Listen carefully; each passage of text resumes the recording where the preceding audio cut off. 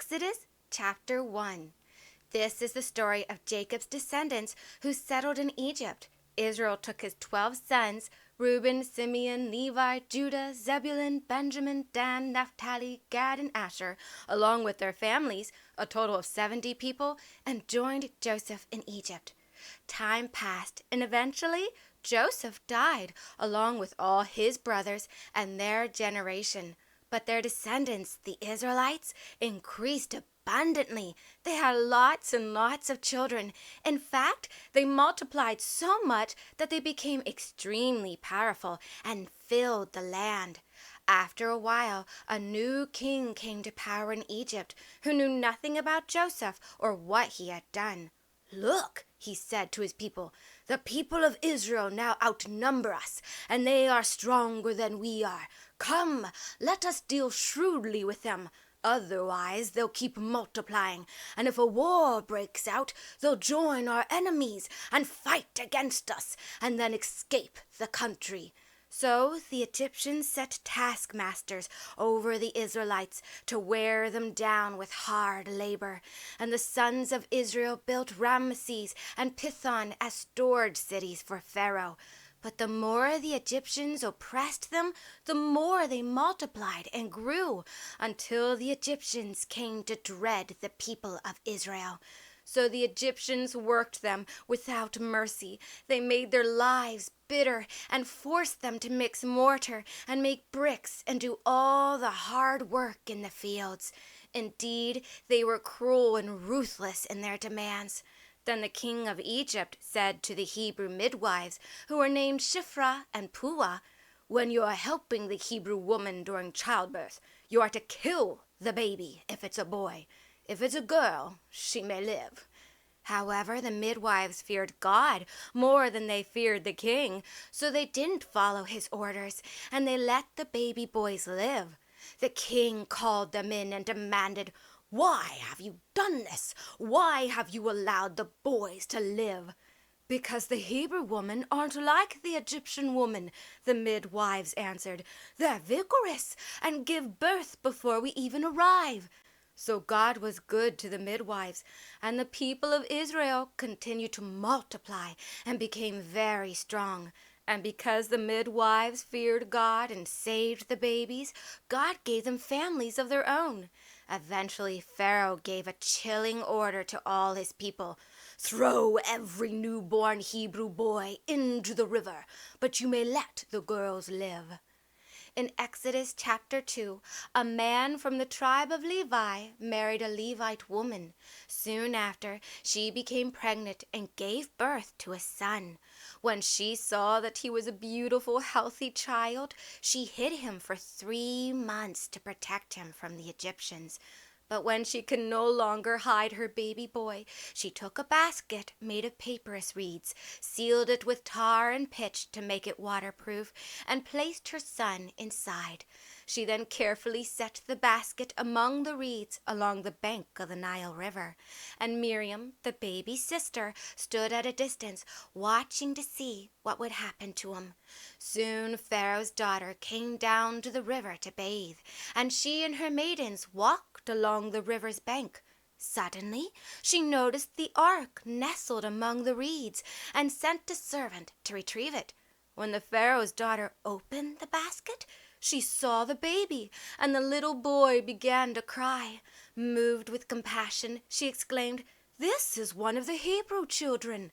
At that moment, his sister ran to Pharaoh's daughter and asked him, "Shall I go and find a Hebrew woman to nurse the baby for you?"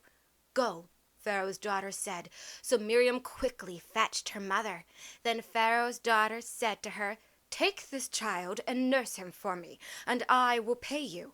So the woman took her son back and nursed him.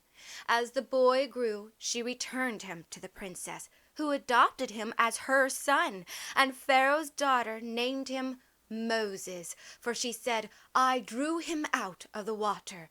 Many years later, when Moses had grown up, he went out to visit his people, the Hebrews, and he saw how hard they were forced to labor. One day, he witnessed an Egyptian beating a Hebrew, one of his own people, and he looked this way and that way. And when he saw there were no witnesses, Moses killed the Egyptian and hid his body in the sand. The next day, Moses found two Hebrews fighting against each other, and he asked the guilty one, "Why are you striking your fellow Hebrew?" The man retorted, "Who made you a prince and a judge over us? Are you intending to kill me like you killed that Egyptian?" Then Moses was afraid and thought to himself, "Surely everyone knows what I did."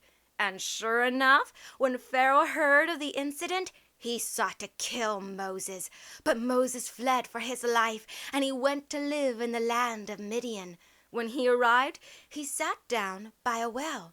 Now the priest of Midian, who lived in the area, had 7 daughters, and they came and drew water from that well, and filled the troughs to water their father's flock. But other shepherds came and chased them away. And when Moses saw this, he jumped up, helped the girls, and rescued them from the shepherds. Then he drew enough water for their flocks.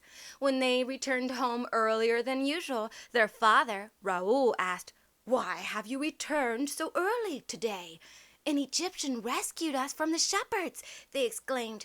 "He even drew enough water for us and watered the flock." "Where is he?" Reuel asked his daughters. "Why did you leave the man? Go and invite him to have bread with us."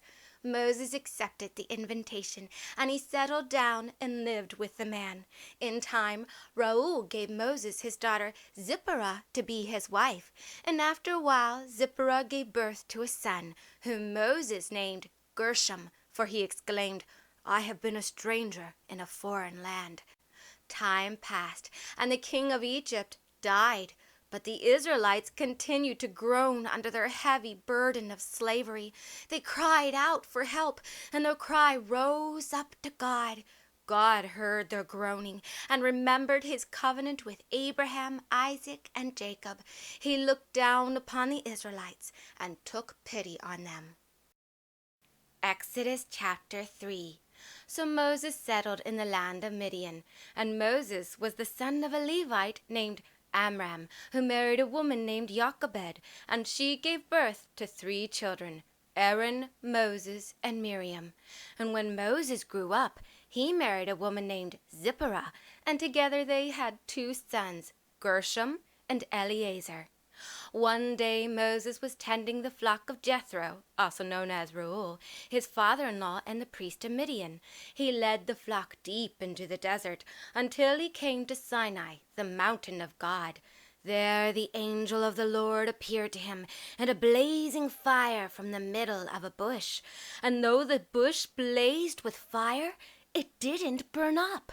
Intrigued, Moses said to himself, "This is amazing. I must go and see why the bush isn't burning up." When the Lord saw Moses turning aside to look, he called out from the bush, "Moses, Moses!" And Moses said, "Here I am." "Do not come any closer," God warned. "Take off your shoes, for the place where you are standing is holy ground." Then he said, "I am the God of your father, the God of Abraham, Isaac, and Jacob." At these words, Moses covered his face, for he was afraid to look at God. And the Lord said, "I have seen the suffering of my people in Egypt, and I have heard their cries caused by their slave drivers. Yes, I am aware of their suffering, so I have come down to deliver them from the Egyptians and bring them to a fertile, spacious land, a land flowing with milk and honey, home to the Canaanites, Hittites, Amorites, Perizzites, Hivites, and Jebusites. Look, the cry of the children of Israel has reached me, and I have seen how harshly the Egyptians oppress them. Now go, I am sending you to Pharaoh to bring my people, the Israelites, out of Egypt." But Moses protested, "Who am I to go to Pharaoh and bring the Israelites out of Egypt?" "I will surely be with you," God reassured him, "and this will be the sign that I have sent you. When you have brought the people out of Egypt, you will worship God on this very mountain." But Moses still hesitated. "When I go to the Israelites and say, "The God of your fathers has sent me to you." And they ask, "What is his name?" "What should I say to them?" And God said to Moses, "I am who I am. This is what you are to say to the children of Israel. I am has sent me to you.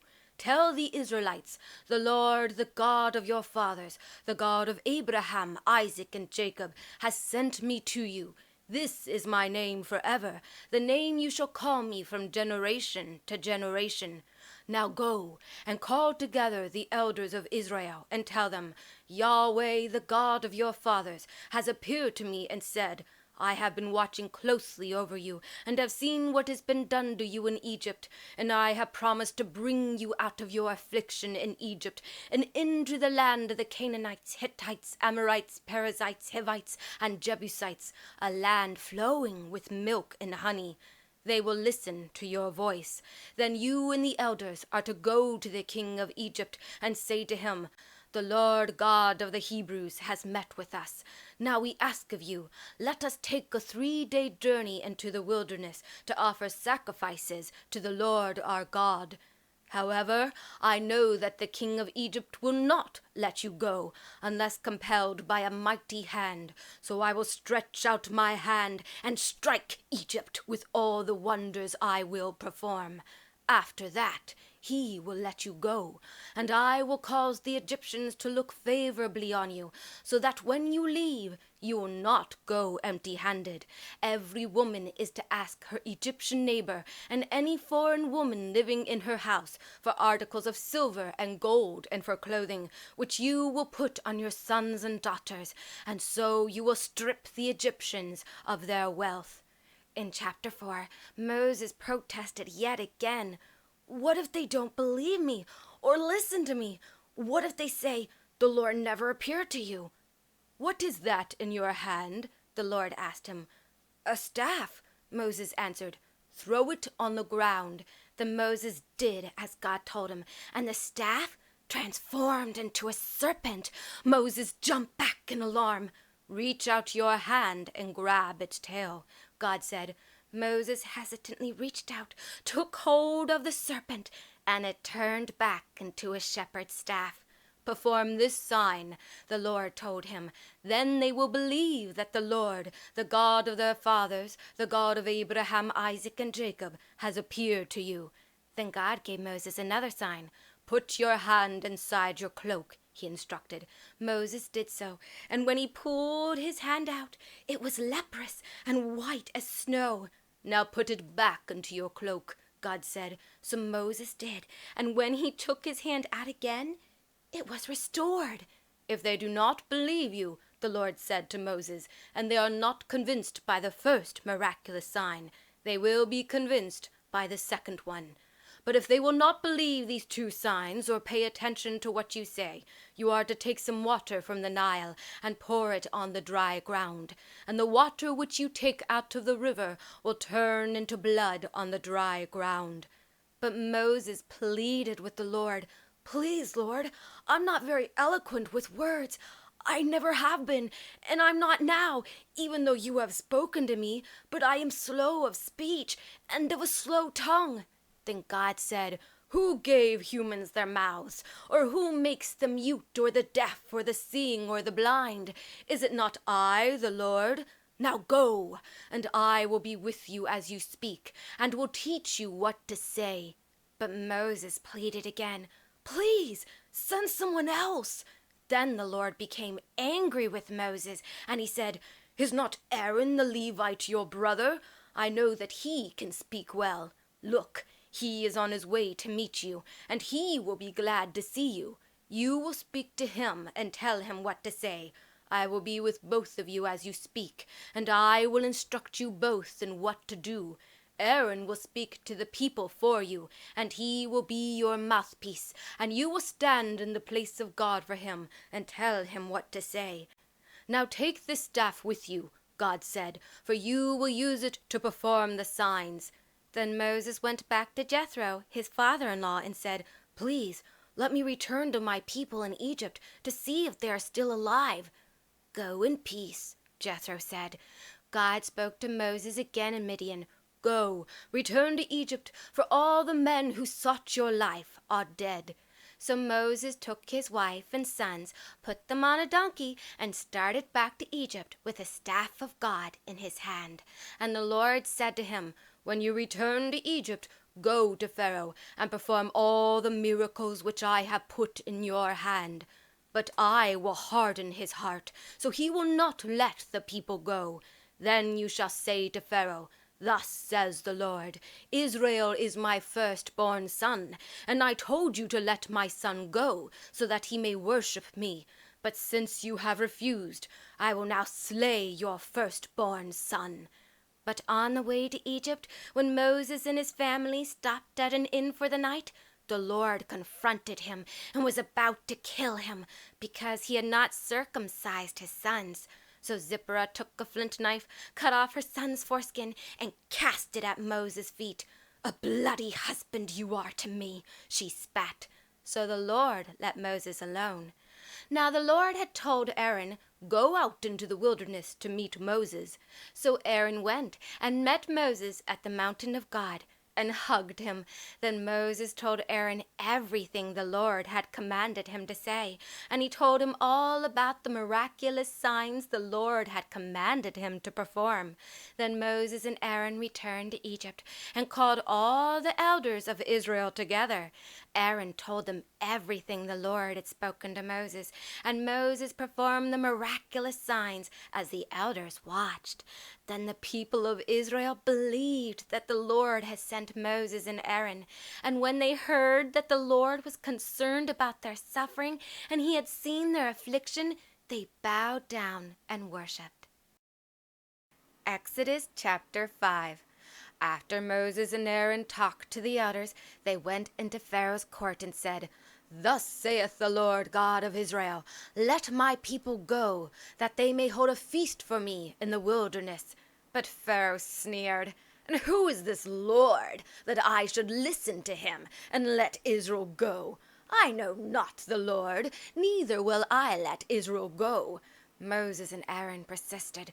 "The God of the Hebrews has met with us, and we must take a 3-day journey into the desert to offer sacrifices to the Lord our God. If we don't, he may strike us with plagues or with a sword." But Pharaoh snarled in anger, "Why are you, Moses and Aaron, distracting the people from their work? Get back to your labors. Look, the people of the land are now many, and you want them to stop working?"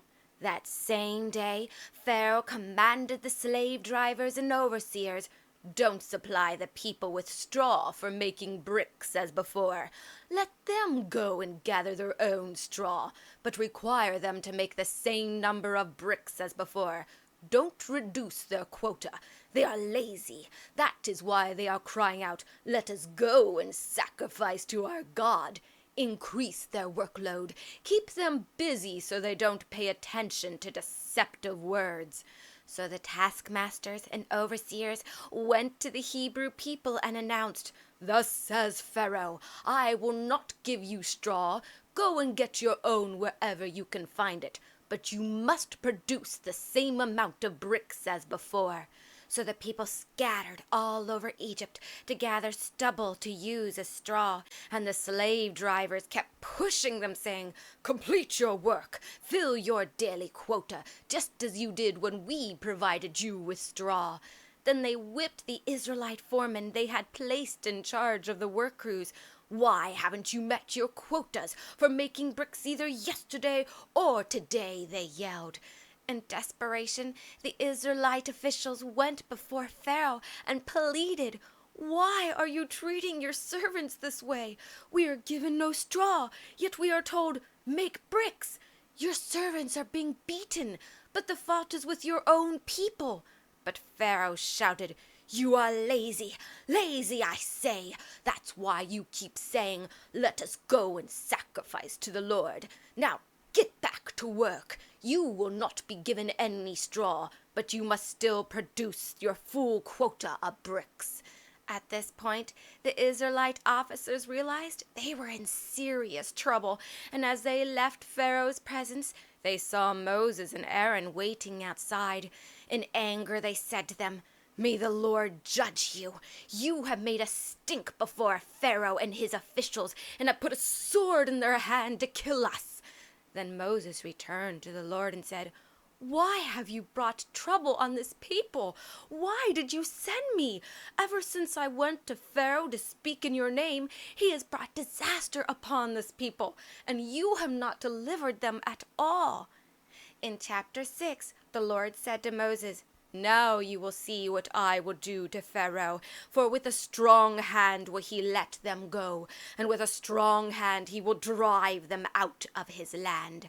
Then God spoke to Moses, "I am the Lord. I appeared to Abraham, Isaac, and Jacob as God Almighty, but they did not know me by my name, Jehovah. And I have made a covenant with them to give them the land of Canaan, where they lived as foreigners. I have heard the groaning of the Israelites in Egypt, and I have remembered my covenant. Therefore say to the children of Israel, I am the Lord, and I will bring you out from under the burdens of the Egyptians, and I will free you from their bondage. I will redeem and rescue you with an outstretched arm and with great acts of judgment. Then I will take you for my people, and I will be your God, and you will know that I am the Lord your God, who brought you out from under the burdens of the Egyptians, and I will bring you to the land I promised to Abraham, Isaac, and Jacob, and give it to you as your inheritance. I am the Lord." So Moses told the people what the Lord had said, but at this point they were too disheartened and broken by their cruel bondage to listen. Then the Lord told Moses, "Go, tell Pharaoh, the king of Egypt, to let the children of Israel leave his land." "But Lord," Moses argued, "my own people won't listen to me. How then will Pharaoh listen, especially with my clumsy speech?" But the Lord gave Moses and his brother Aaron orders for the Israelites and for Pharaoh, the king of Egypt, and commanded them to lead the Israelites out of Egypt. And this is the genealogy of Moses and Aaron, who are the descendants of Levi. Levi had 3 sons, Gershom, Kohath, and Merari, and Levi lived to be 137 years old. His son Kohath had 4 sons, Amram, Izhar, Hebron, and Uzziel, and Kohath lived to be 133 years old. Amram married his aunt Jochebed, and they had Aaron and Moses. Aaron married Elisheba, and they had 4 sons, Nadab, Abihu, Eleazar, and Ithamar. Eleazar married one of Putiel's daughters, and they had Phinehas. These are the ancestors of the Levite families, and Aaron and Moses, the ones we just mentioned, are the ones the Lord tasked with leading the Israelites out of Egypt. "I am the Lord," God said to Moses. "Tell Pharaoh, king of Egypt, everything I am telling you." But Moses argued with him. "I can't do it," he said. "I am of slow speech and a clumsy speaker.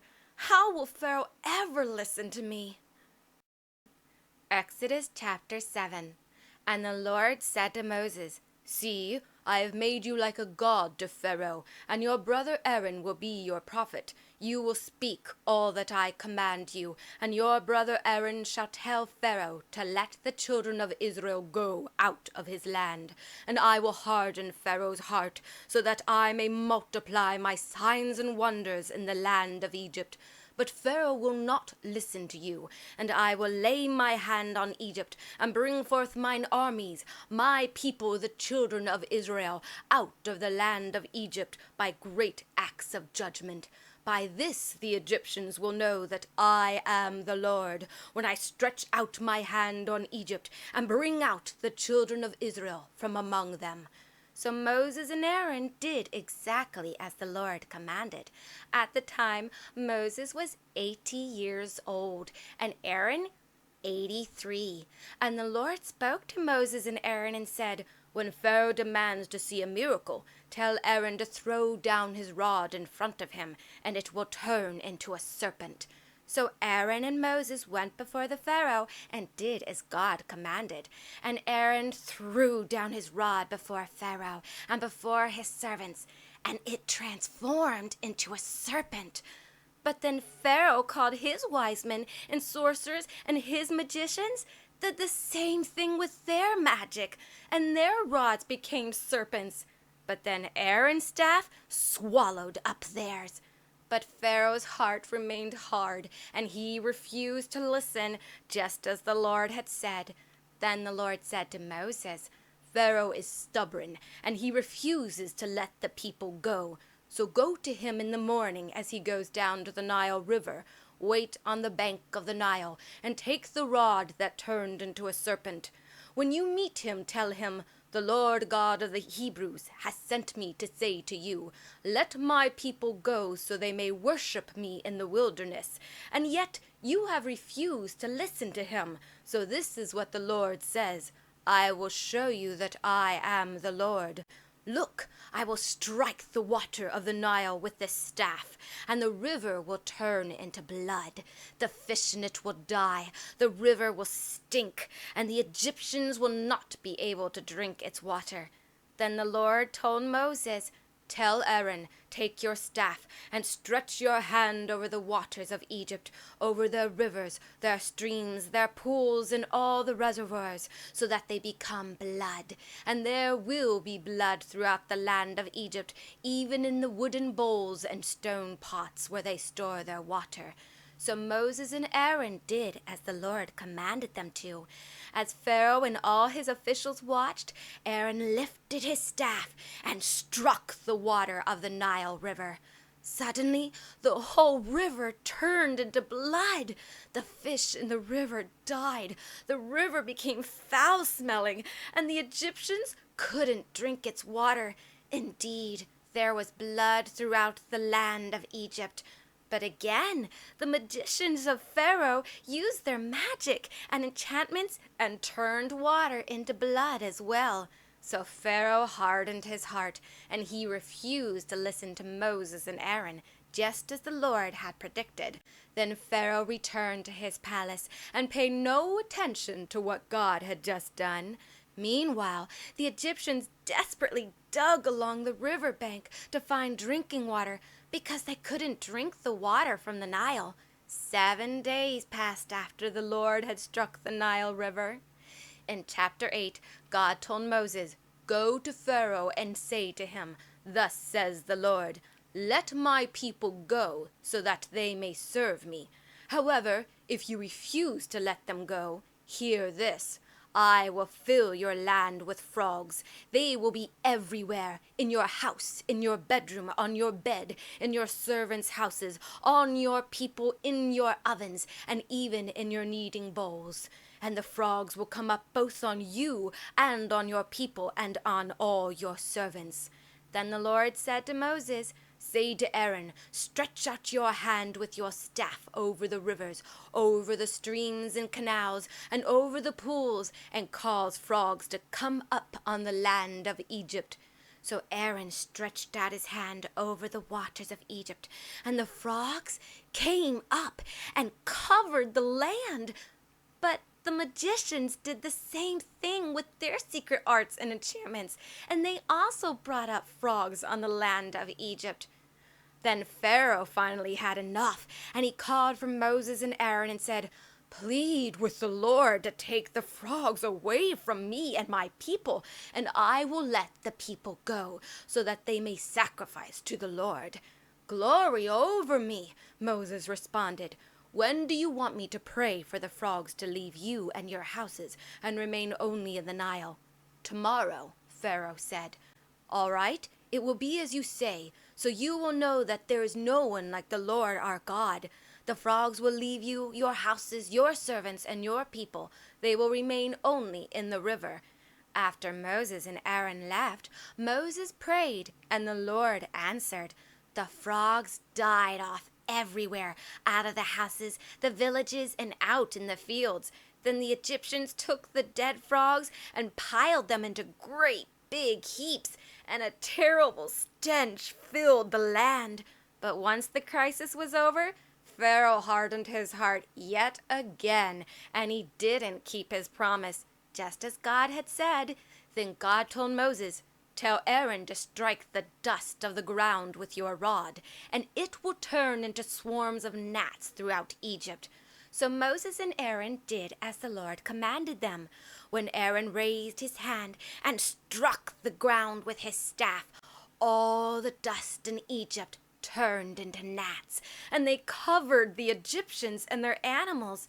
Pharaoh's magicians tried to do the same thing with their enchantments, but this time they failed, and the biting gnats covered everyone, animals and people alike.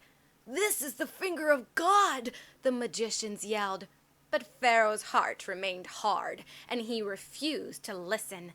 Then the Lord told Moses, "Rise up early in the morning and confront Pharaoh when he goes down to the water. Tell him, 'Thus saith the Lord, let my people go so they may serve me in the wilderness. Else, if you refuse to let them go, I will send a plague of flies on you, your officials, your people, and into your houses. The houses of the Egyptians will be filled with flies, and so will the ground whereon they stand. But on that day I will set apart the land of Goshen, where my people live, so no swarms of flies will be there. This way you will know that I, the Lord, am in this land. I will make a distinction between my people and your people. By tomorrow this miraculous sign will happen.'" And the Lord did just that. A terrible swarm of flies poured into Pharaoh's palace and into the houses of his officials. All throughout Egypt, the land was ruined by the swarms of flies. The Pharaoh summoned Moses and Aaron and said, "Go, sacrifice to your God here in the land."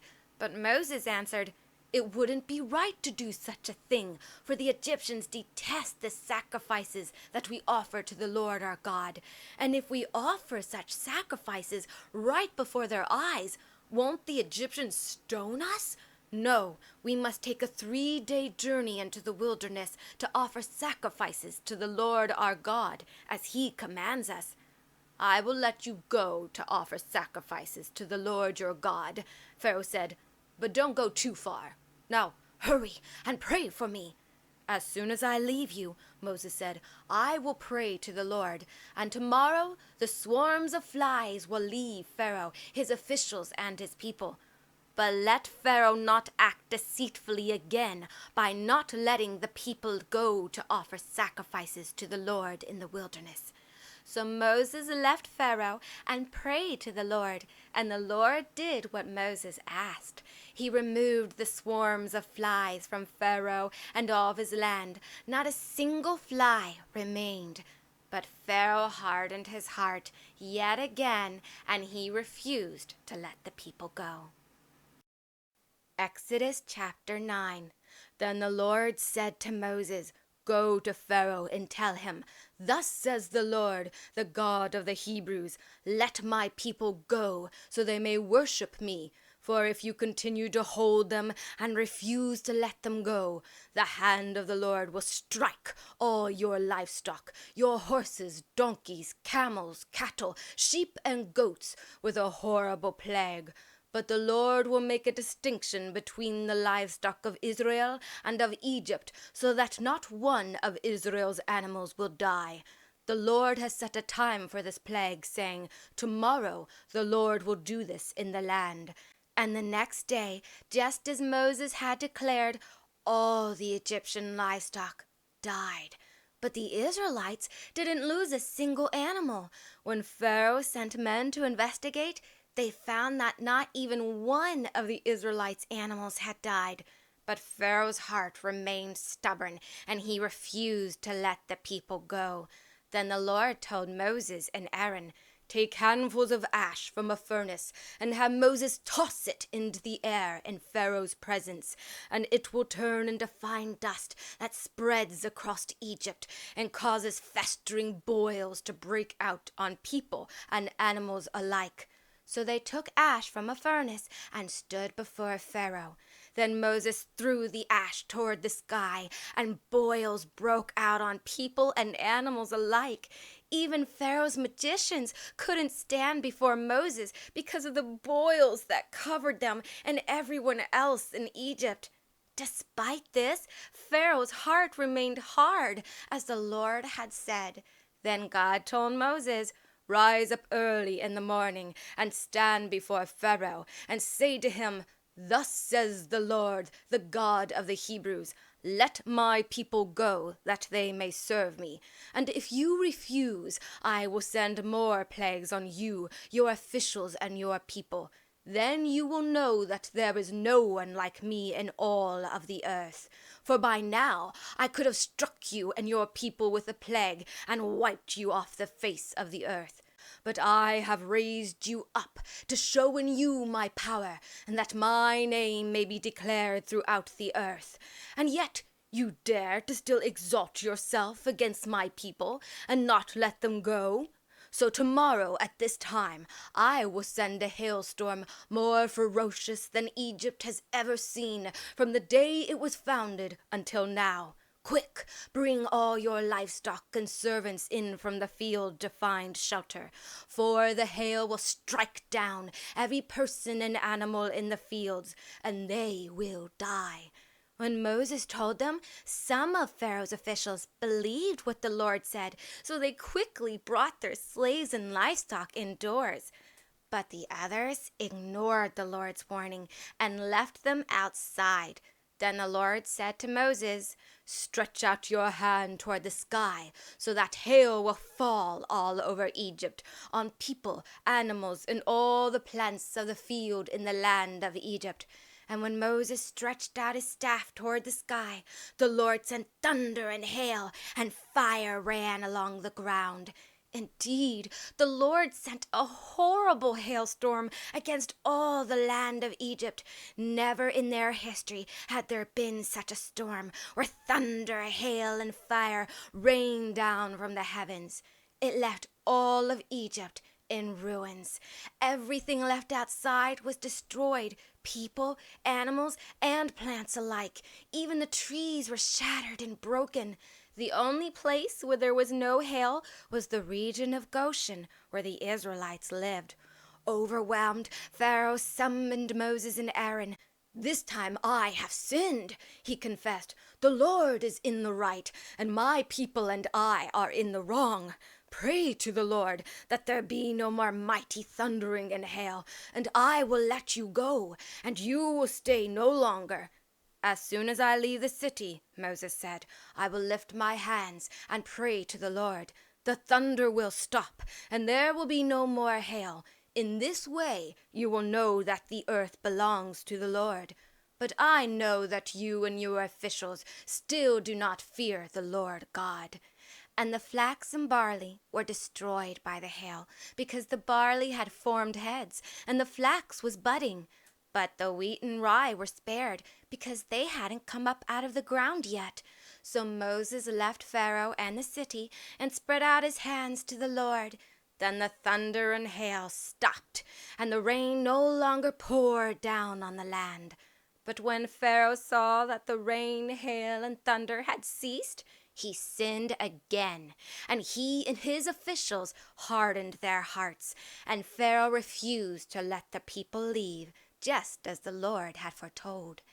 In Exodus chapter 10, the Lord said to Moses, "Go to Pharaoh, for I have hardened his heart and the hearts of his servants, that I may show my signs before him, and that you may tell your children and grandchildren about the wonders I have performed in Egypt and the signs I have done among them, so you may know that I am the Lord." So Moses and Aaron went back to Pharaoh and said, "Thus saith the Lord, the God of the Hebrews, how long will you refuse to humble yourself before me? Let my people go, so they may serve me. Else, if you refuse to let them go, tomorrow I will bring locusts into your country. They will cover the surface of the ground so that it cannot be seen, and they will devour what little you have left after the hail, including every tree growing in your fields. They will fill your palaces and the homes of your officials and all the houses in Egypt. Something neither you, your fathers, nor your grandfathers have seen from the day of their birth until this day. Then Moses turned and left Pharaoh. In a panic, Pharaoh's officials asked him, "How long will this man be a snare to us? Let the men go, so that they may worship the Lord their God. Do you not yet realize that Egypt lies in ruins?" So Moses and Aaron were brought back to Pharaoh. "Go, worship the Lord your God," Pharaoh said. "But exactly who will be going?" "We will go with our young and old," Moses said, "with our sons and daughters, and with our flocks and herds, for we must hold a feast to the Lord." Pharaoh snarled in anger. "The Lord really will have to be with you before I let you and all your children leave Egypt. Clearly you are planning something evil. No, only the men may go and worship the Lord, since that is what you requested." Then Pharaoh threw them out of the palace. And then the Lord said to Moses, "Stretch out your hand over Egypt, so that the locust may cover the land and devour all the plants and trees that the hail has left." So Moses stretched out his staff over Egypt, and the Lord made an east wind blow across the land all that day and night. By morning, the wind had brought the locust. They swarmed over the whole land of Egypt and settled down in every area of the country in huge numbers. Never before had there been such a plague of locusts, nor will there be ever again. They covered all the ground until it was black.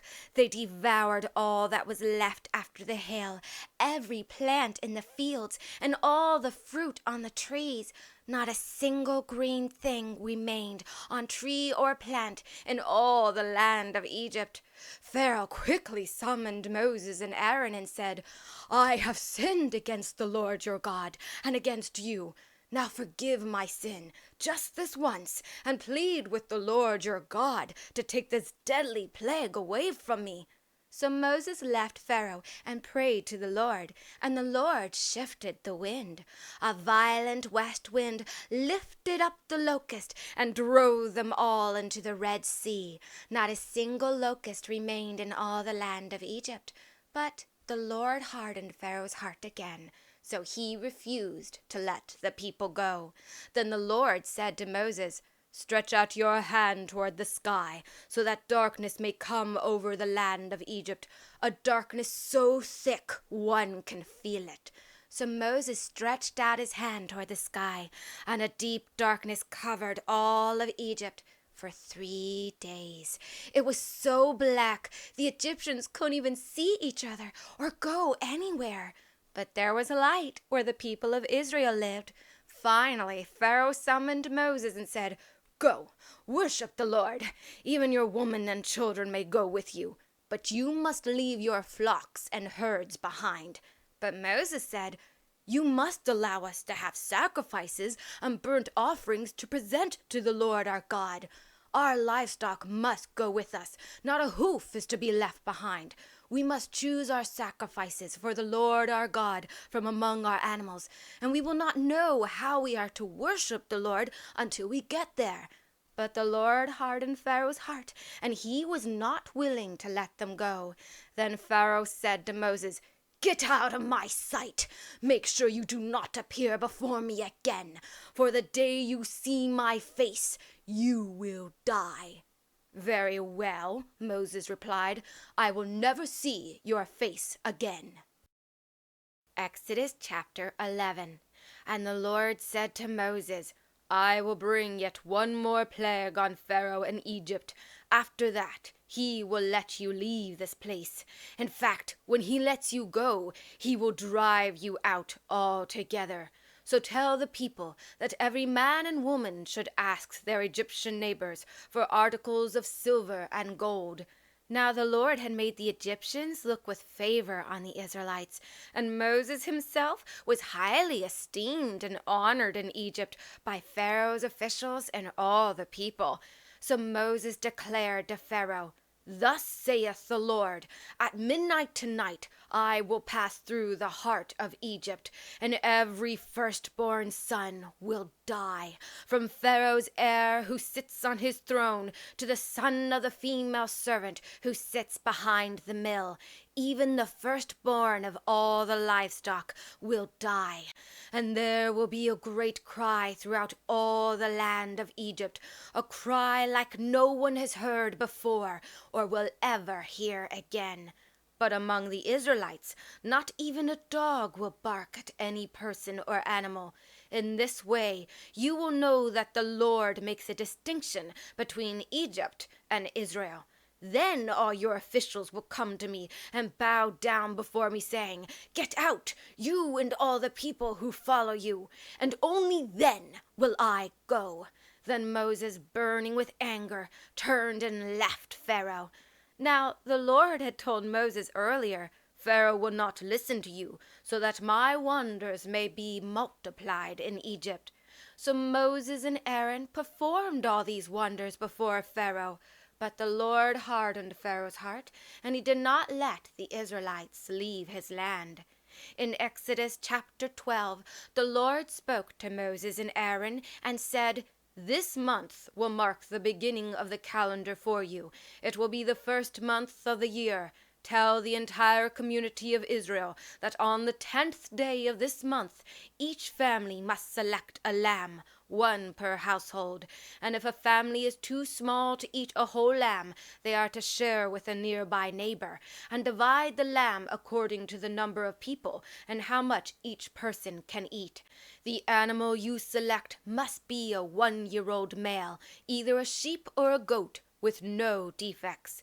You are to care for this lamb until the 14th day of the month.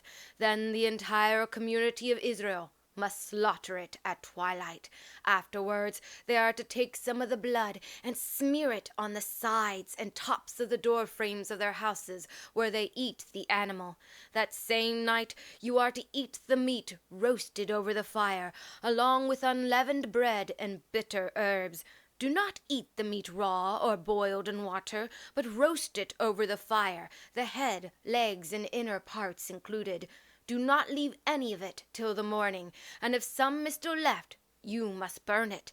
And when you eat the lamb, you must be dressed for travel, with sandals on your feet and your staff in your hand. You must eat the meal quickly, for it is the Lord's Passover.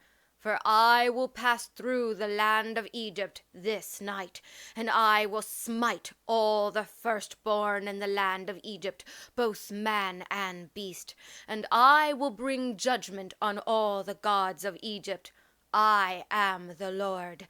But the blood on your house will be a sign for you. When I see the blood, I will pass over you, and no destructive plague will touch you when I strike the land of Egypt. This day will be a memorial for you, and you must celebrate it as a festival to the Lord. In fact, you are to observe this day from generation to generation as a permanent law, from the 14th day of the first month at evening until the 21st day at evening. For 7 days you must only eat unleavened bread. On the first day of the festival, you must remove all yeast from your houses, and anyone, whether it be a foreigner or native born, who eats anything with yeast from the first day through the 7th day must be cut off from the land of Israel.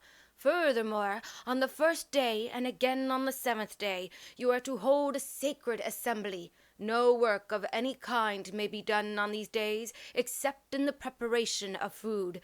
You are to celebrate the festival of unleavened bread, because it was on this very day that I brought your armies out of Egypt.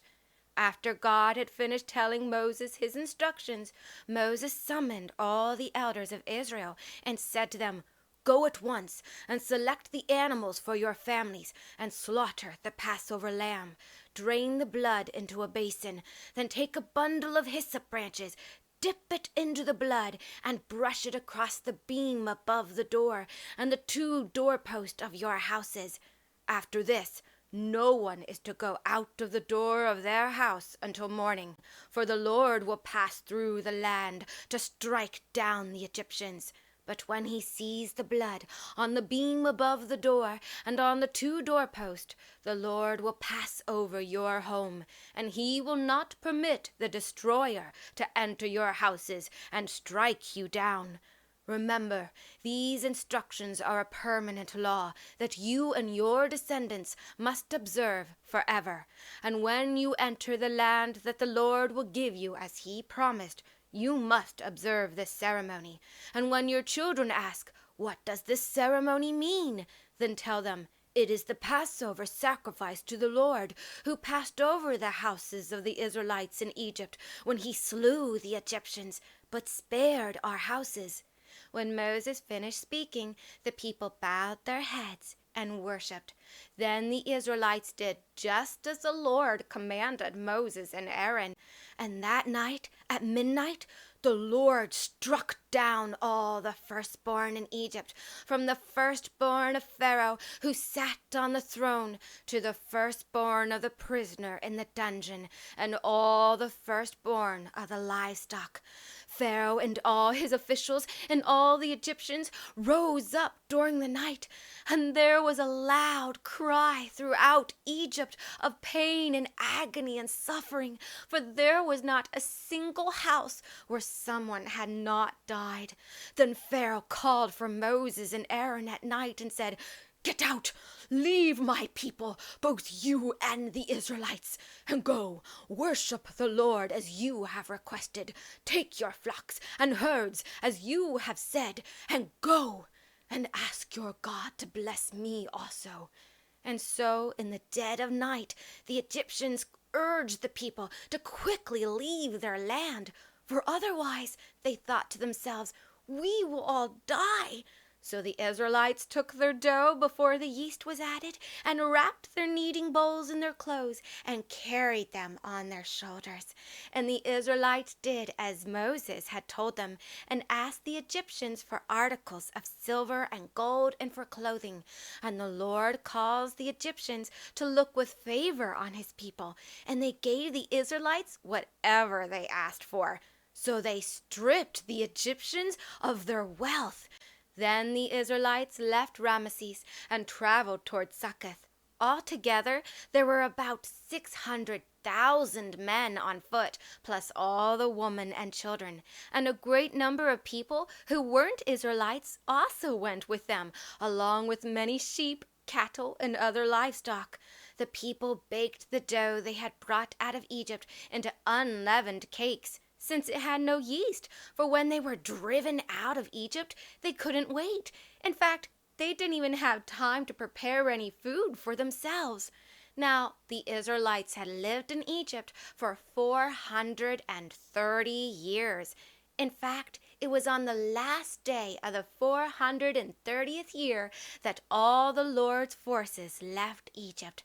On this night, the Lord kept his promise to bring his people out of their bondage of slavery and out of the land of Egypt. Then the Lord gave Moses and Aaron further instructions for the festival of Passover, which you can read in Exodus chapter 12, verses 43 to 49. So all the Israelites did just as the Lord had commanded Moses and Aaron, and on that very day the Lord led the Israelites out of Egypt like an army. Exodus chapter 13. Then the Lord spoke to Moses and said, "Dedicate every firstborn among the Israelites to me. The first offspring to come from every womb, be it human or animal, belongs to me." Then Moses told the people, "Remember this day, the day you left Egypt and the house of slavery in the month of Abib. Today the Lord has brought you out by the power of his mighty hand, and you are not to eat any bread made with yeast. Then Moses told the Israelites they were to continue celebrating the Passover every single year in the month of Abib, and they were to eat no yeast during that time for 7 days. And when their children would ask them why they did such a thing, they were to tell them, "It is because we are celebrating what the Lord did for us when we came out of Egypt." In this way, Moses said, "This festival will serve as a sign on your hand and a reminder between your eyes, so the Lord's law may be in your mouth. For with a mighty hand the Lord brought you out of Egypt." Furthermore, Moses told them, "When the Lord brings you into the land of the Canaanites, as he promised, the land flowing with milk and honey, you are to dedicate all your firstborn sons and the firstborn male animals to the Lord, for they belong to him. You may redeem the firstborn of your donkey with a lamb or goat in its place, but if you do not redeem it, you must break its neck. However, you must buy back every firstborn son. In the future, when your children ask, 'What does this mean?' you shall answer, 'With a mighty hand the Lord brought us out of Egypt, out of the house of slavery. And when Pharaoh stubbornly refused to let us go, the Lord slayed every firstborn in Egypt, both human and animal. That is why I sacrifice all the firstborn males to the Lord, except the firstborn sons, for they are always bought back.' So it happened, when Pharaoh finally let the people of Israel go, God did not lead them on the road through the land of the Philistines, which was shorter, for God said, 'If the people face war, they might change their minds and return to Egypt.' So God led them in a roundabout way through the wilderness and toward the Red Sea. And the Israelites left Egypt like an army in marching formation, ready for battle. And as they left, Moses took the bones of Joseph with him, because Joseph had made the sons of Israel swear an oath, saying, 'God will surely come to help you and deliver you, and when he does, you must carry my bones up with you from this place.' So the Israelites journeyed from Succoth in Goshen and camped at Etham on the edge of the wilderness. The Lord went ahead of them and guided them with a pillar of cloud by day and with a pillar of fire at night, so they could travel during the day or nighttime. And the pillar of cloud and the pillar of fire never left its place in front of the people. In Exodus chapter 14, the Lord spoke to Moses, 'Tell the Israelites to turn back and camp in front of Pi-hahiroth, between Migdol and the sea, opposite Baal-zephon. You are to camp right by the sea. Then Pharaoh will think, the Israelites are confused. They are trapped wandering in the wilderness. Once again I will harden his heart, and he will pursue them. And I will gain honor over Pharaoh and his entire army, and the Egyptians will realize that I am the Lord.' So the Israelites did as God commanded. They camped by the sea. And sure enough, when the king of Egypt was told that the people had fled, Pharaoh and his officials changed their minds and said, 'What have we done? Why have we let all those Israelite slaves escape and get away?'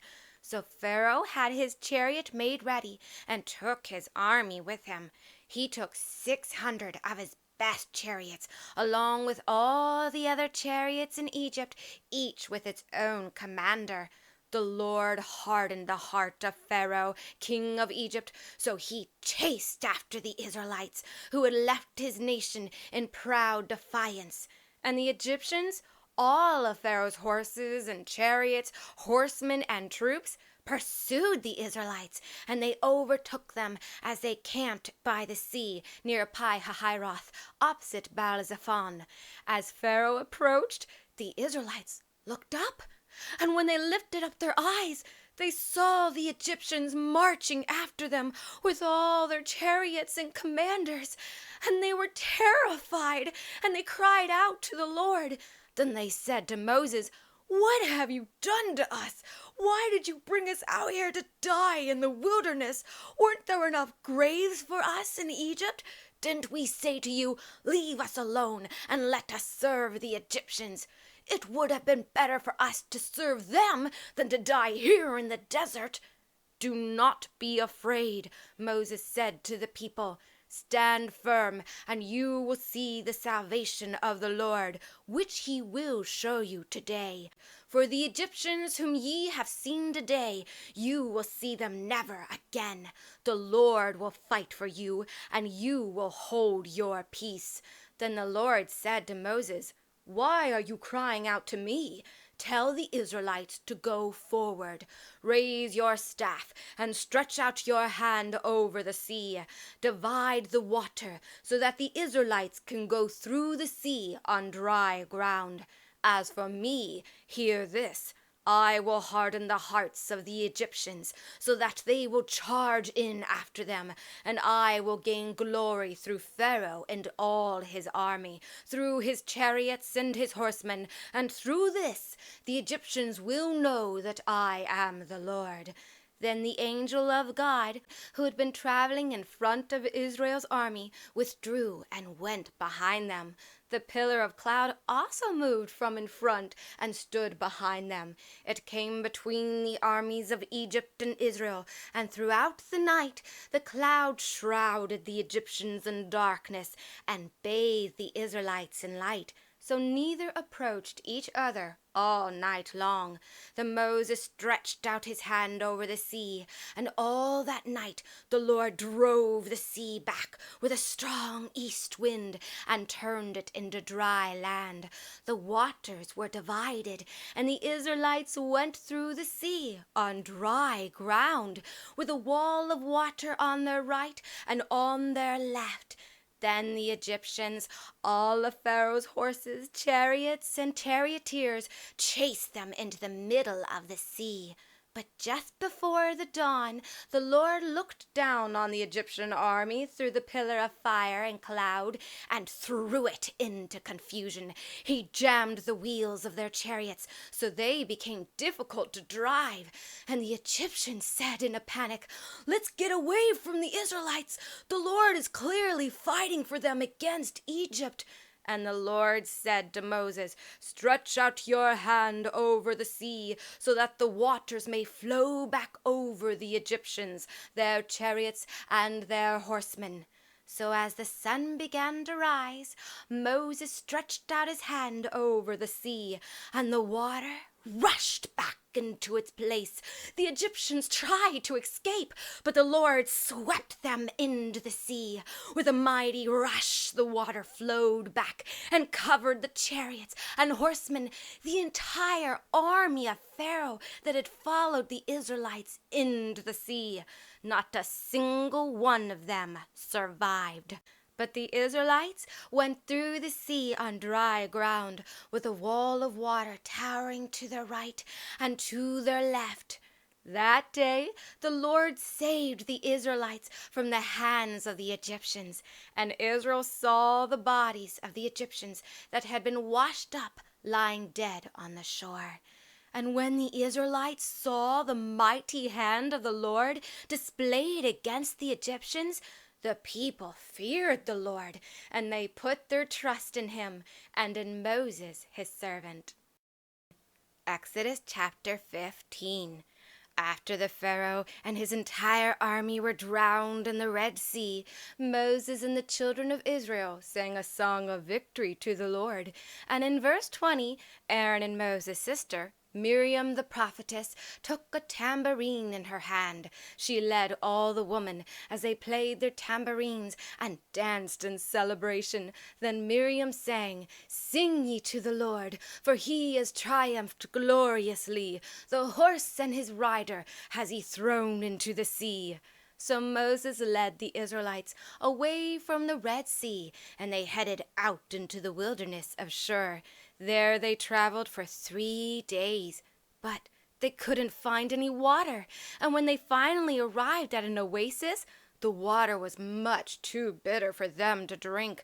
So they named the place Mara, which means bitter. Then the people turned against Moses and started complaining. "What are we supposed to drink?" they demanded. Moses cried to the Lord for help, and the Lord showed him a tree.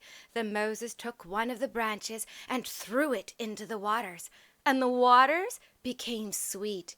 There at Marah, the Lord made a law and a commandment for the Israelites, and he tested them to see if they would obey him. For God said, "If you will diligently listen to the voice of the Lord your God, and do what is right in his sight, and give ear to his commandments, and keep all his statutes, I will put none of these diseases on you that I have put on the Egyptians, for I am the Lord that heals you."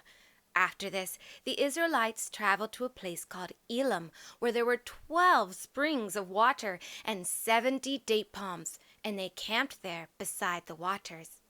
In chapter 16, they left Elim and traveled to the wilderness of Sin, which lies between Elim and Mount Sinai, and they arrived on the 15th day of the 2nd month after they left the land of Egypt. Once again, the entire congregation of Israelites grumbled against Moses and Aaron and said, "If only the Lord had killed us back in Egypt. At least there we sat by the pots of meats and ate our fill of bread. But now you have brought us out into this wilderness to starve everybody to death." Then the Lord said to Moses, "Look, I will rain down bread from heaven for you, and the people are to go out each morning and gather enough for that day. In this way I will test them to see whether they will obey my instructions. On the 6th day, when they measure out what they have collected, it will be twice as much as they gathered on other days." So Moses and Aaron told all the Israelites, "In the evening you will know that it was the Lord who brought you out of Egypt, and in the morning you will see the glory of the Lord, because he has heard your grumblings against him. Who are we that you should grumble against us?" Then Moses added, "The Lord will give you meat to eat in the evening, and bread to satisfy you in the morning, for he has heard your complaints against him." "And who are we?" he repeated. "You are not grumbling against us, but against the Lord." Then Moses told Aaron, "Tell the Israelites, 'Come before the Lord, for he has heard your grumbling.'" And while Aaron was relaying these words to the Israelite community, they looked toward the desert, and there they saw the awesome glory of the Lord appear in the cloud. "I have heard the grumblings of the Israelites," the Lord said to Moses. "Now tell them, in the evening they will have meat to eat, and in the morning you will be filled with bread. Then you will know that I am the Lord your God." And sure enough, that very evening, vast numbers of quail flew in from the sky and covered the camp. And the next morning, there was a layer of dew all around the campsite. After the dew had gone, the desert was covered with thin flakes that looked like frost. When the Israelites saw it, they asked each other, "Manna," which means, "What is it?" For they didn't know what it was. Moses told them, "It is the bread the Lord has given you to eat. This is what the Lord has commanded. Everyone is to gather as much as they need. Pick up 2 quarts for each person you have in your tent." So the Israelites did as they were told. Some gathered much, some little. But when they measured it all out, everyone had just enough. Those who had gathered a lot had nothing left over, and those who gathered only a little had enough. Each family had just what it needed. Then Moses told them, "No one is to keep any of it until morning." However, some of the people disobeyed Moses. They kept the food until morning, and when they woke up, they found it was full of maggots and had a terrible stench. So Moses was angry with them. After this, the people gathered the thin flakes morning by morning, and as the sun became hot in the sky, the flakes left on the ground melted. But on the 6th day, the Israelites gathered twice as much as usual, 4 quarts for each person instead of 2. Then all the leaders came to Moses and asked why there was twice as much. Moses told them, "This is what the Lord has said. Tomorrow is to be a day of complete rest, a holy Sabbath day set apart for the Lord. So bake and boil as much as you want today, and then save whatever is left and keep it until the morning." So they saved it for the seventh day, as Moses had commanded. And this time, it didn't stink or get maggots in it. Eat it today, Moses told them, because today is a Sabbath to the Lord. You will not find any of it on the ground today. 6 days you are to gather it, but on the seventh day, the Sabbath, there will not be any. But once more, some of the people didn't listen to Moses. They went out on the seventh day to gather the flakes, but they didn't find any. This made God upset, and he said to Moses, "How long do you people refuse to keep my commands and my instructions? Look, I, the Lord, have given you the Sabbath. That is why I give you bread for 2 days on the 6th day. On the Sabbath day you must each stay in your place. Do not go out to pick up food on the 7th day." So the people finally listened, and they rested on the 7th day. And the people of Israel called the bread manna. It was white like coriander seed and tasted like wafers made with honey. And Moses said, "This is what the Lord has commanded. Fill a 2-quart container with manna and keep it for the generations to come, so they can see the bread which I gave you to eat in the wilderness when I preserved you and brought you out of Egypt." So Moses said to Aaron, "Take a jar and fill it with 2 quarts of manna. Then place it before the Lord to preserve it for future generations." So Aaron listened, and he obeyed. Eventually, he placed it in the Ark of the Covenant, in front of the stone tablets which were inscribed with the terms of the covenant. So the Israelites ate manna for 40 years, until they arrived at the land where they would settle, and they ate manna until they reached the border of Canaan. In chapter 17, the Israelites left the wilderness of sin and traveled from place to place as the Lord directed them. Then they set up camp in Rephidim. But there was no water there for the people to drink. So the people quarreled with Moses and yelled, "Give us water to drink!" But Moses said, "Why are you quarreling with me? Why do you tempt the Lord and try his patience?" But the people were thirsty for water, and they complained bitterly to Moses, "Why did you bring us up out of Egypt? To kill us, our children, and our livestock with thirst?" So Moses cried out to the Lord, "What am I to do with these people? They're almost ready to stone me." The Lord answered Moses, "Walk on ahead of the people. Take some of the elders of Israel with you, and take the staff with which you struck the Nile. Go, I will stand there before you by the rock at Horeb. Strike the rock, and the water will come out of it for the people to drink." So Moses did this in the sight of the elders of Israel, and water came gushing out of the rock.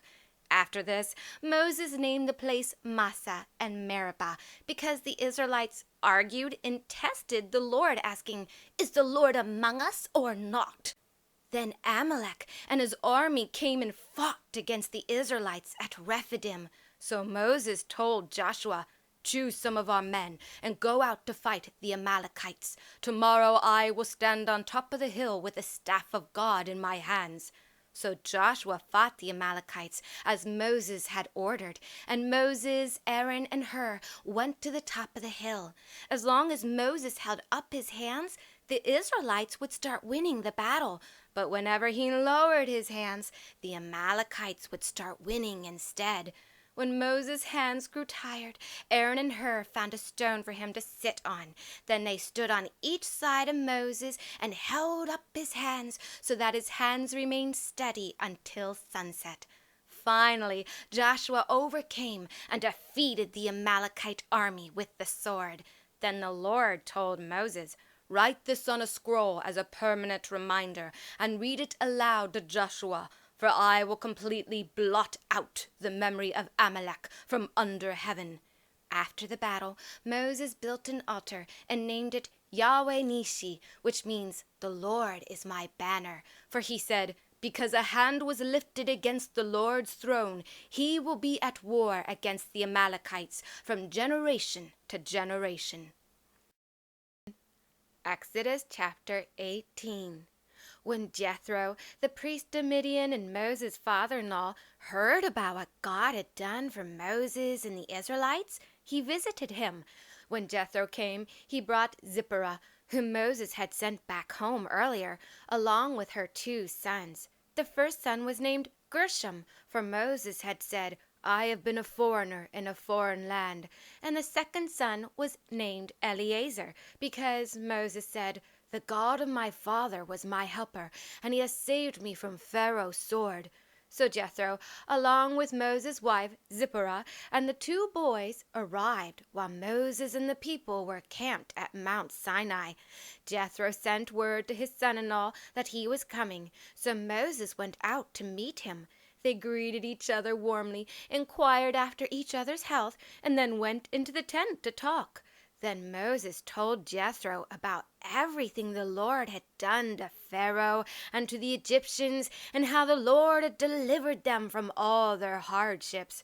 Praise be to the Lord, Jethro said, rejoicing, who has rescued you from the Egyptians and from Pharaoh, and has saved his people. Now I know that the Lord is greater than all gods, because he delivered his people from the harsh hand of the proud and cruel Egyptians. Then Jethro offered a burnt offering and sacrifices to God, and Aaron and all the elders of Israel came to eat a meal with Moses' father-in-law and in the presence of God. The next day, Moses took his seat to serve as a judge for the people, and they waited before him from morning till evening. When his father-in-law saw what Moses was doing, he asked, What is this you are doing for the people? Why do you alone sit as judge, while all these people stand around you from morning till evening? Because they come to me to seek God's will, Moses replied. Whenever they have an argument, it comes to me, and I decide who is right and who is wrong, and I tell them of God's decrees and laws. This is not good, Jethro exclaimed. You're going to wear yourself out, and if you do, what will happen to the people? No, this job is too heavy a burden for you to handle by yourself. Now, listen to me, and I will give you some advice, and God will bless you. You should continue to be the people's representative before God, and bring their disputes to him. Go ahead and teach them God's decrees and laws, and show them how to live godly lives. But you should select capable men from all the people, men who fear God and refuse bribes, and appoint them as judges over groups of 1,000, 100, 50, and 10. Let these men be available to take care of the people's common disputes at all times. But have them bring anything that is too important or complicated to you, and the simple cases they can take care of themselves. This will make your load lighter, because they will share it with you. If you follow this advice, and if the Lord agrees, you will be able to endure the pressure, and there will be peace and harmony in the camp. So Moses listened to his father-in-law's advice and did everything he suggested. He chose capable men from all Israel and made them judges over the people. They constantly served as judges for the Israelites at all times, and they brought the hard cases to Moses, but took care of the simple ones themselves. Soon afterwards, Moses said goodbye to his father-in-law, and Jethro returned to his own land. In Exodus chapter 19, 3 months after leaving Egypt, the Israelites arrived in the wilderness of Sinai and set up camp at the base of Mount Sinai. Then Moses climbed up the mountain to meet God, who called out to him. Tell the Israelites this, God said. You have seen what I did to the Egyptians, and how I carried you to safety as if on eagle's wings. Now, if you will obey me and keep my covenant, you will be my own special treasure from among all the nations on earth. For all the earth belongs to me, and you will be my kingdom of priests, my holy nation. You are to share these words with the Israelites. So Moses went back down and gathered the elders and told them everything God had said. We will do everything the Lord has commanded, the people said together, and Moses then told God what they'd said. Then God told Moses, I will come to you in a thick cloud, so the people can hear me speaking with you and believe you forever. Now go down and prepare the people for my arrival. Sanctify them today and tomorrow, and have them wash their clothes. Have them be ready for the third day, because on that day I, the Lord, will descend on Mount Sinai in sight of all the people. You must mark off a boundary all around the mountain, and warn them, take heed that you do not go up on the mountain, or even touch its boundaries. For anyone who touches the mountain will surely be put to death. Whether it be man or beast, it shall not live. And when they hear the trumpet blast, they are to come up to the base of the mount. So Moses went down to the people and sanctified them, and they washed their clothes. Be ready in 3 days, he told them, and do not have physical intercourse with your wives during this time. 2 days passed, and on the morning of the third day, thunder roared, and lightning flashed in the heavens. A thick cloud descended on the mountain. There was a long, loud blast from a ram's horn, and all the people trembled in fear. As they shook, Moses led them out of the camp to meet God, and the people stood at the foot of the mountain. Mount Sinai was covered in smoke because the Lord had descended on it in fire. The smoke billowed up like smoke from a raging furnace, and the whole mountain shook violently.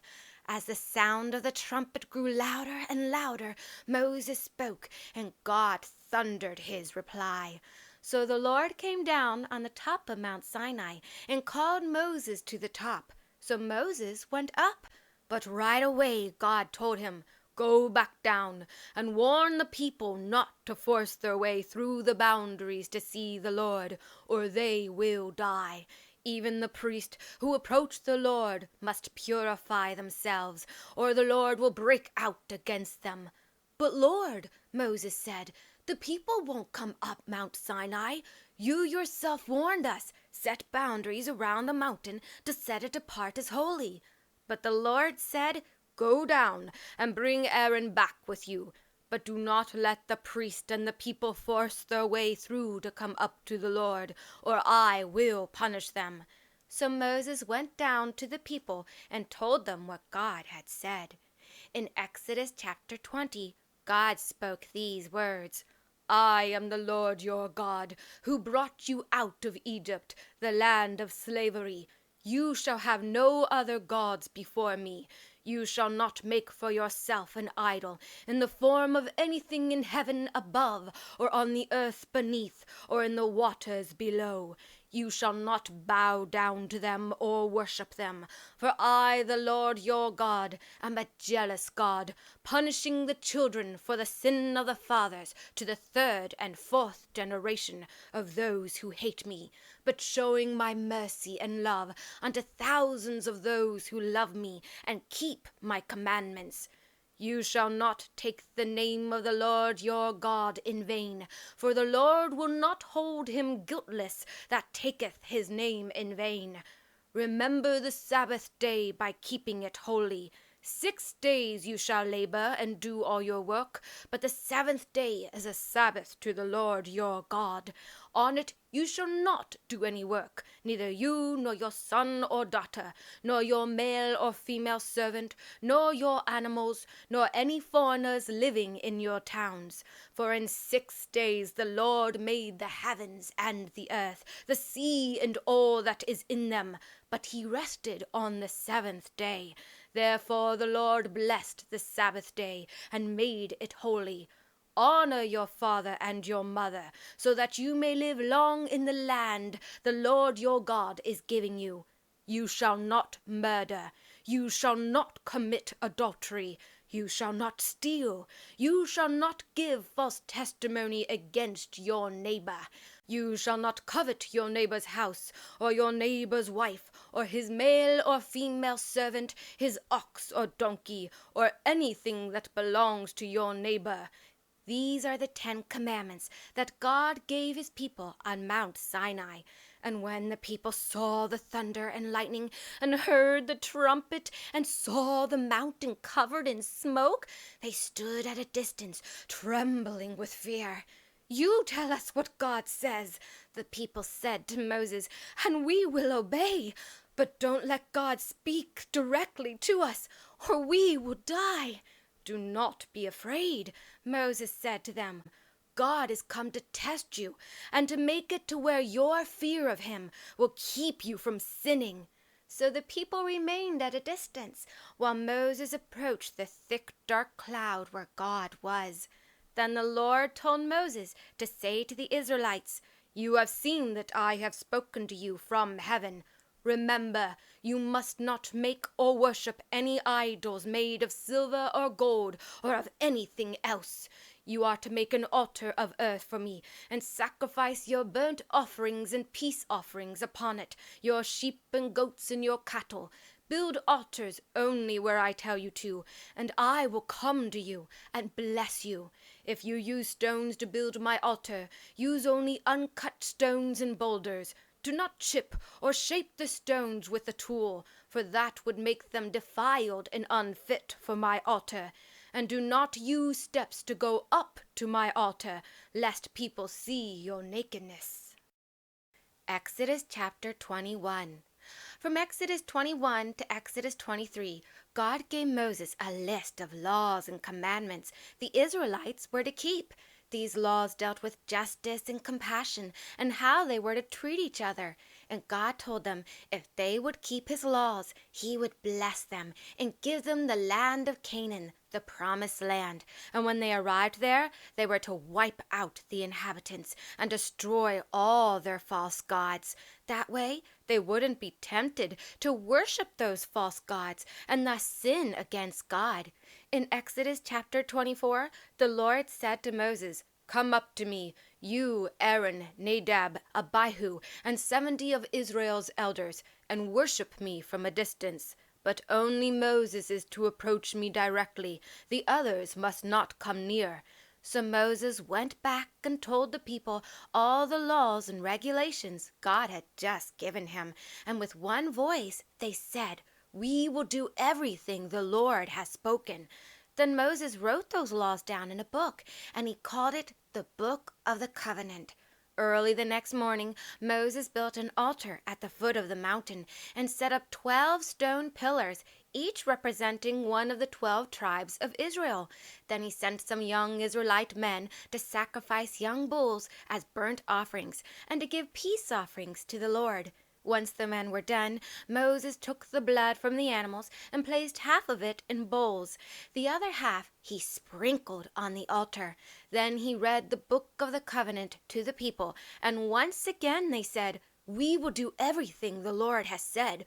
We will obey." With these words, Moses took the blood and sprinkled it on the people and proclaimed, "This is the blood of the covenant that the Lord has made with you, based on all these words." Afterwards, Moses, Aaron, and his 2 oldest sons, Nadab and Abihu, and the 70 elders of Israel went up the mountain. There they saw the God of Israel, and under his feet there appeared to be a glistening pavement made of clear blue sapphire stones, as bright as the sky itself. But even though they saw him, God didn't harm the leaders of Israel. They saw him, and they ate and drank in his presence. After the meal, the Lord said to Moses, "Come up to me on the mountain, and stay till I give you tablets of stone that contain my laws and commandments that I have written, so you may teach them to the people." So Moses and his assistant Joshua set out, and Moses went up the mountain of God. "Wait here for us until we return," Moses told the elders. "Aaron and Hur are with you. If anyone has an argument, they can go to them." Then Moses went up the mountain, and a cloud covered it. The glory of the Lord fell on Mount Sinai, and that cloud covered the mountain for 6 days. On the 7th day, the Lord called to Moses from within the cloud. To the Israelites below, the glory of the Lord looked like a raging fire on top of the mountain. Then Moses went up and into the cloud, and there he stayed for 40 days and 40 nights. In Exodus chapter 25 to 31, God gave Moses detailed instructions on how to build the tabernacle and everything that would go inside of it, the candlesticks, the Ark of the Covenant, a special altar, and several other things. He also told Moses what kind of sacrifices the people were to give in atonement for their sins, and how to create the special garments that Aaron and his sons were to wear as they served as priests before the Lord. But as God was giving Moses all these instructions, something terrible was taking place at the base of Mount Sinai. In Exodus chapter 32, when the people saw that Moses was taking a long time to come down from Mount Sinai, they crowded around Aaron and said, "Get up and make us gods who will lead us. As for this Moses who brought us out of Egypt, we don't know what's happened to him." And instead of telling them no, Aaron said, "Take off the gold earrings that your wives, your sons, and your daughters are wearing, and bring them to me." So all the people took off their gold earrings and brought them to Aaron. Then he took those earrings, he melted the gold, and molded and tooled it into the form of a calf. With the golden calf gleaming before them, the people shouted, "These are your gods, O Israel, who brought you up out of Egypt." And when Aaron saw how pleased they were, he built an altar in front of the calf and yelled out, "Tomorrow there will be a feast to the Lord." So the next day the people got up early and sacrificed burnt offerings and gave peace offerings to the calf idol. Afterward, they sat down to feast and drink and to party. Then they rose up to play. Meanwhile, on the mountain, the Lord said to Moses, "Go down at once. Your people, whom you brought out of Egypt, have corrupted themselves. They have quickly turned away from my commandments, and have made them a molten calf, and have worshipped it, and sacrificed to it, and declared, 'These are your gods, O Israel, that have brought you up out of the land of Egypt.' I have seen how rebellious and stubborn these people are," the Lord said in anger. "Now leave me alone, so my anger may burn against them and destroy them. Then I will make you, Moses, into a great nation instead." But Moses cried out and begged the Lord and said, "Lord, why should your anger burn against your people, whom you brought out of Egypt with great power and a mighty hand?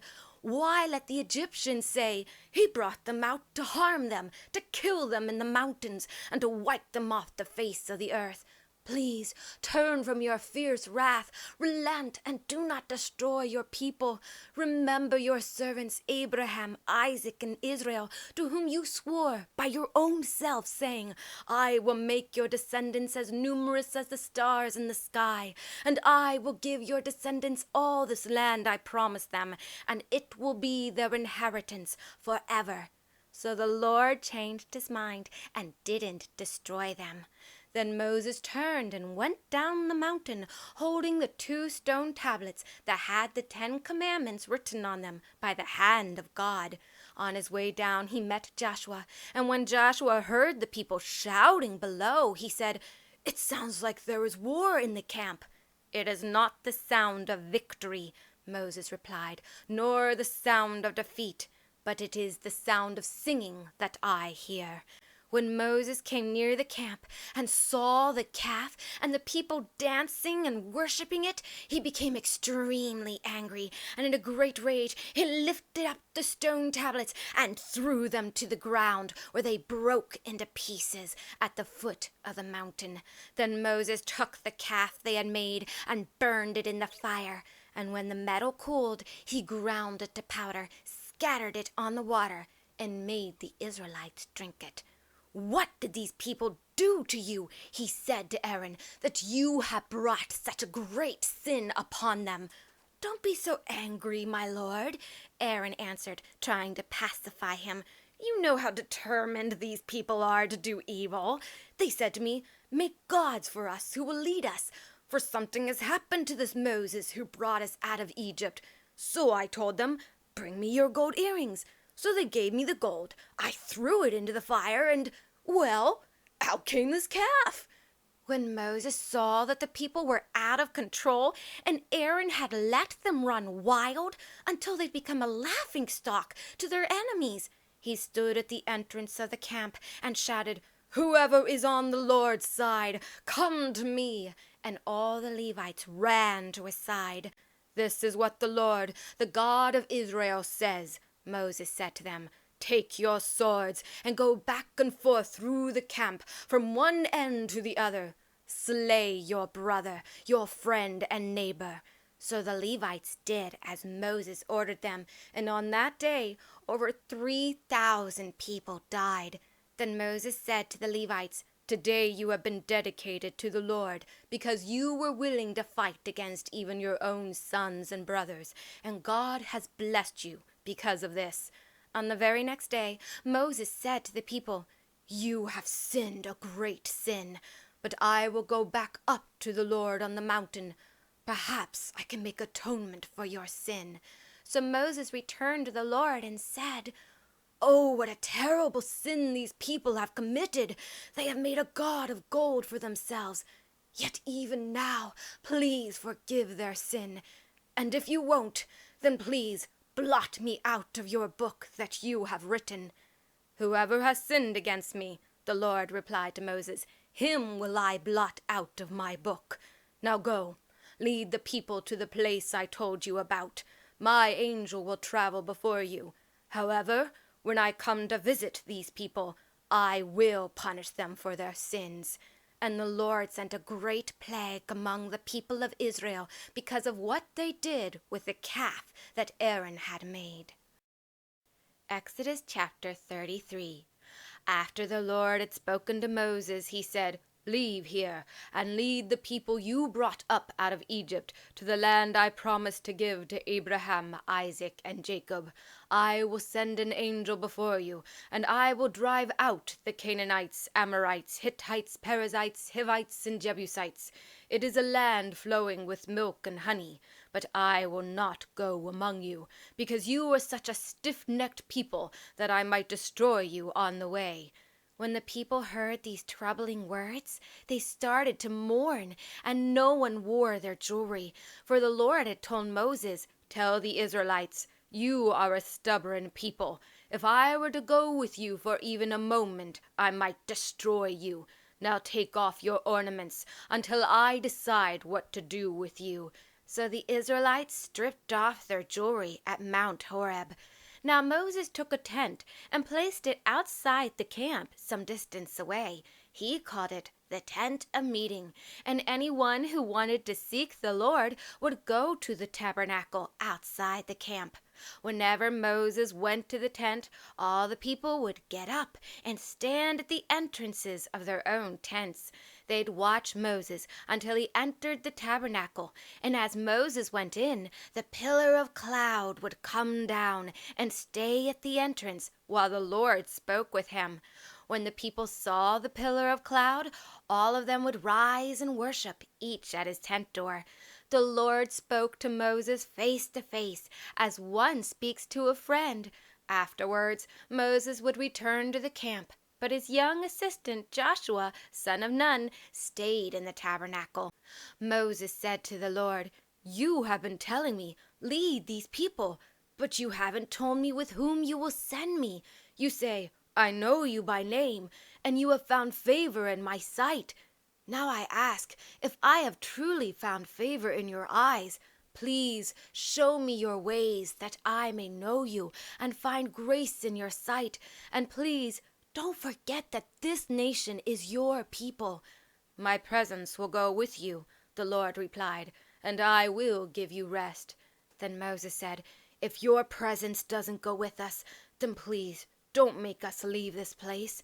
How will anyone ever know you are pleased with your people and with me unless you go with us? What else will set us apart from all the other people on the face of the earth?" "I will do what you have requested," the Lord said to Moses, "because I am pleased with you, and I know you by name." Then Moses said, "Please show me your glory." I will make all my goodness pass before you, and I will proclaim the name of the Lord before you, and I will have mercy on whom I will have mercy, and compassion on whom I have compassion. But you may not see my countenance, for no man may see me and live.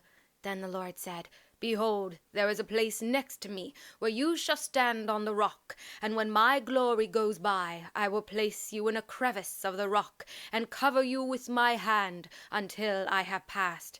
Then I will remove my hand, and you will see my back, but not my face. In chapter 34, the Lord said to Moses, Cut 2 stone tablets like the first ones, and I will write on them the words that were on the first tablets which you broke. Be ready in the morning, and then come up and present yourself to me on Mount Sinai, on top of the mountain. No one is to come with you, or to be seen anywhere on the mountain. Not even the flocks or herds may graze in front of it. So Moses chiseled out 2 stone tablets like the first ones, and went up Mount Sinai early in the morning, as the Lord had commanded him. He carried the 2 stone tablets in his hands. Then the Lord came down in the cloud, and stood there with him, and proclaimed his name as he passed in front of Moses. I, the Lord God, merciful and gracious, am slow to anger, and abundant in goodness and truth. I keep mercy for thousands, forgiving iniquity and transgression and sin. But in no means will I leave the guilty unpunished, but visit the iniquity of the parents upon their children and grandchildren to the 3rd and 4th generation. Moses quickly bowed down to the ground and worshipped the Lord. Lord, he said, if I have found favor in your eyes, then let the Lord go with us.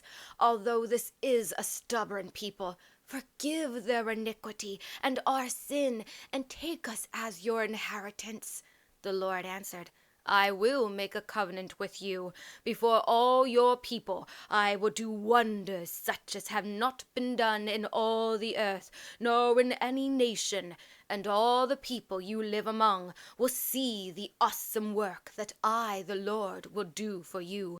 You are to obey the laws that I am giving you today. Behold, I will drive out from before you the Amorites, Canaanites, Hittites, Perizzites, Hivites, and Jebusites. Take heed that you do not make a treaty with those who live in the land where you are going, or they will be a snare among you. Instead, you must destroy their altars, break their images, and cut down their groves. For you shall worship no other God. For I, the Lord, whose name is jealous, am a jealous God. Then the Lord continued to give Moses instructions that the people of Israel were to follow. Afterwards the Lord said to Moses, Write down these words, for in accordance with these words I have made a covenant with you and with Israel. And once again Moses was there with the Lord for 40 days and 40 nights, and during this time he didn't eat any bread or drink any water. And he wrote on the tablets all the words of the covenant, the 10 commandments. Finally, when Moses came down from Mount Sinai carrying the 2 stone tablets, he didn't realize his face was glowing because he had spoken with the Lord.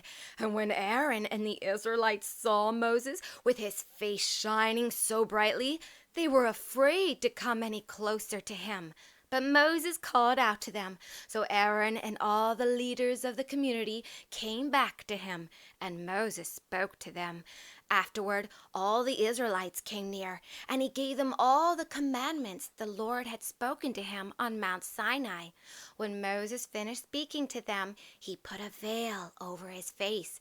But whenever he entered the Lord's presence to speak with him, he removed the veil until he came out. And when he came out, the children of Israel saw how Moses' face shined. And once again he would put the veil back on his face until he went in to speak with the Lord again. In chapter 35, Moses gathered the entire community of the Israelites, and he told them all the commands the Lord had given them to follow. Then he told them, "Let everyone who is willing bring an offering to the Lord."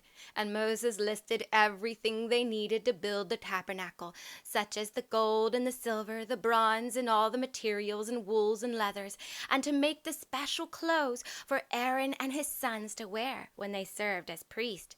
So the people came forward and volunteered their goods and their skills in building the tabernacle and crafting the special garments. God especially chose 2 men to build all the items in the tabernacle, the gold, bronze, and silver pieces.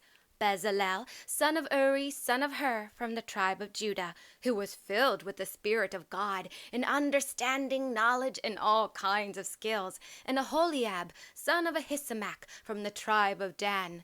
In Exodus chapter 36, Bezalel and Aholiab and a group of gifted men took all the materials the Israelites brought to them and started to work on the tabernacle. Eventually, Moses had to tell the Israelites to stop bringing things because they had more than enough. Bit by bit, they crafted every special piece and everything they needed, including the Ark of the Covenant, which is a large golden box with 2 cherubims with their wings outstretched on top. And inside the Ark of the Covenant, eventually they placed a jar of manna, Aaron's rod that budded, which we will read about later, and the stone tablets with the 10 commandments. Finally, in Exodus chapter 40, God gave Moses instructions for how to set up the tabernacle and to anoint and purify Aaron and his 2 eldest sons so they could minister to God as his priest.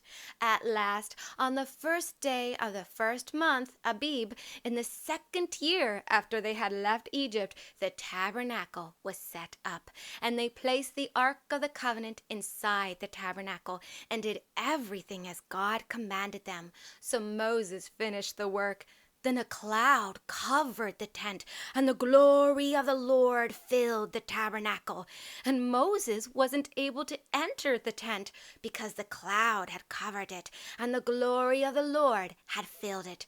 Whenever the cloud lifted from above the tabernacle, the Israelites would set out on their journey. But if the cloud didn't lift, they didn't set out until the day it did.